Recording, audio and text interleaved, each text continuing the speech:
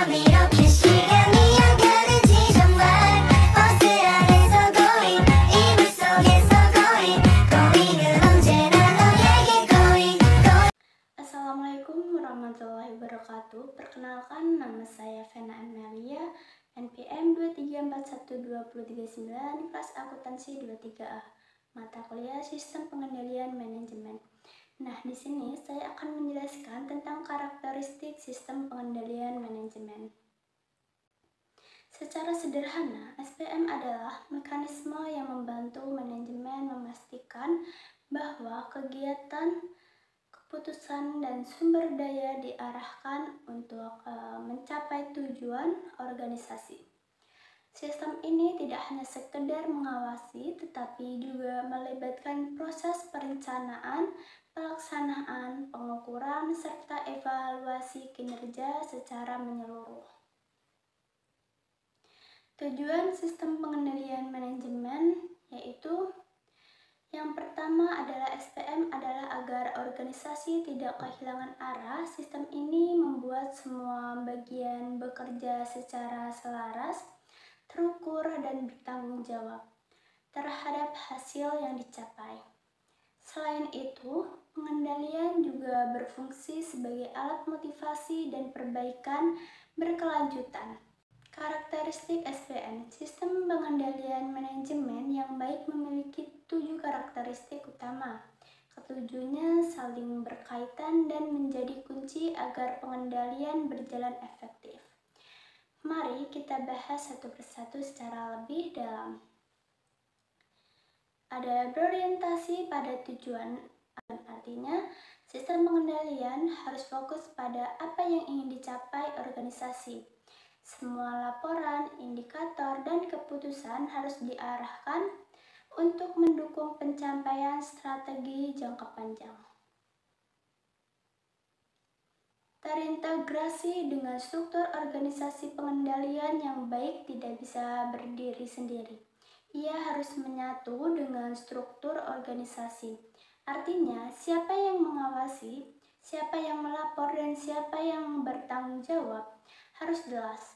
Dengan begitu, setiap bagian bisa berkoordinasi dan tidak terjadi tumpang tindih tugas.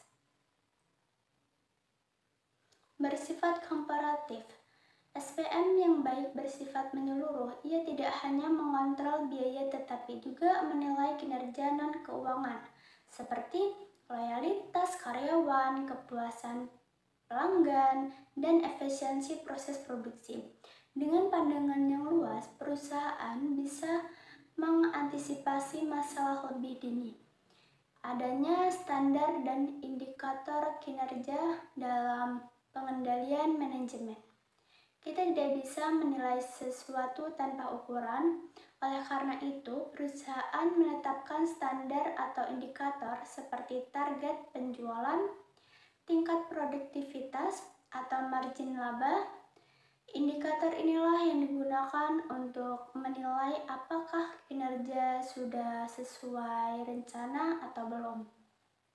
Bersifat fleksibel, dunia bisnis terus berubah, baik karena teknologi, regulasi, maupun tren konsumen. Oleh sebab itu, sistem pengendalian tidak boleh kaku, ia harus fleksibel agar manajer bisa segera mengambil tindakan korektif bila terjadi perubahan mendadak. Mendorong partisipasi dan komunikasi. Pengendalian bukan berarti hanya atasan yang memerintah. Sistem yang efektif justru mendorong partisipasi dari seluruh anggota tim saat karyawan ikut menentukan target dan strategi. Mereka akan merasa lebih memiliki tanggung jawab atas hasil yang dicapai. Adanya umpan balik. Feedback system. SPM harus memiliki mekanisme umpan balik yang cepat dan akurat. Hasil evaluasi digunakan untuk memperbaiki strategi berikutnya. Komponen utama dalam sistem pengendalian manajemen terdiri dari 5 bagian penting. Pertama, perencanaan, yaitu proses menetapkan tujuan dan strategi organisasi. Kedua, pelaksanaan, yaitu bagaimana rencana tersebut dijalankan di lapangan. Ketiga, pengendalian, yaitu untuk memastikan semua kegiatan berjalan sesuai rencana. Keempat, evaluasi kinerja, yaitu menilai sejauh mana target telah tercapai. Dan terakhir, sistem informasi manajemen atau MIS, yaitu yang berfungsi memberikan data dan laporan yang akurat sebagai dasar pengambilan keputusan. Efektivitas sistem pengendalian sangat dipengaruhi oleh beberapa faktor penting. Yang pertama itu adalah komitmen manajemen puncak, karena jika pimpinan tidak mendukung, sistem sulit berjalan. Dan yang kedua yaitu kualitas informasi, yaitu data yang tidak akurat akan menghasilkan keputusan yang salah.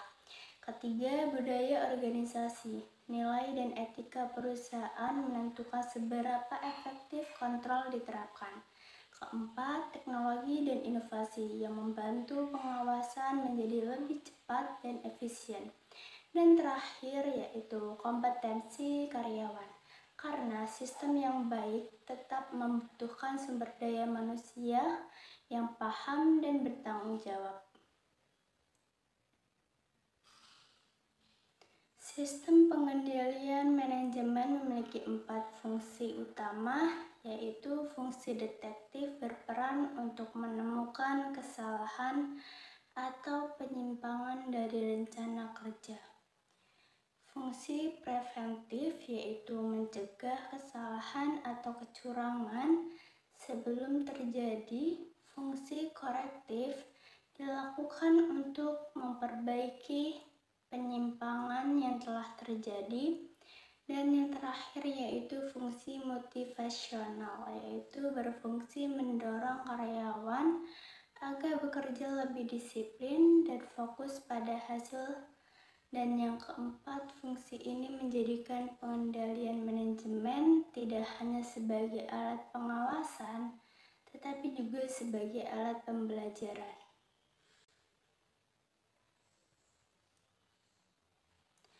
Ada berbagai alat yang digunakan dalam sistem pengendalian manajemen, yaitu anggaran digunakan untuk merencanakan dan mengendalikan biaya serta pendapatan.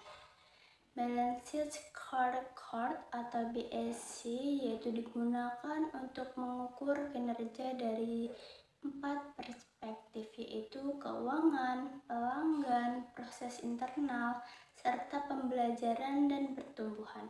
KPI menjadi indikator keberhasilan bagi individu maupun divisi. SOP menjamin setiap aktivitas berjalan sesuai standar yang ditetapkan. Dan MBO yaitu atau manajemen by objektif memastikan setiap karyawan memiliki tujuan yang sejalan dengan visi organisasi. Contoh salah satu penerapan sistem pengendalian manajemen yang efektif dapat kita lihat di PT Astra Internasional. Astra menggunakan balance sheet scorecard sebagai alat utama pengendalian. Melalui sistem ini, manajemen tidak hanya menilai hasil keuangan, tetapi juga aspek non-keuangan seperti kepuasan pelanggan, efisiensi proses produksi, dan pengembangan SDM. Laporan kinerja dibuat secara rutin oleh divisi dan digunakan untuk memberikan umpan balik, menentukan bonus, dan menyusun strategi berikutnya. Dengan sistem seperti ini, Astra berhasil menjaga konsistensi kinerja dan adaptif terhadap perubahan pasar. Baik, itu penjelasan dari saya. Saya akhiri. Wassalamualaikum warahmatullahi wabarakatuh.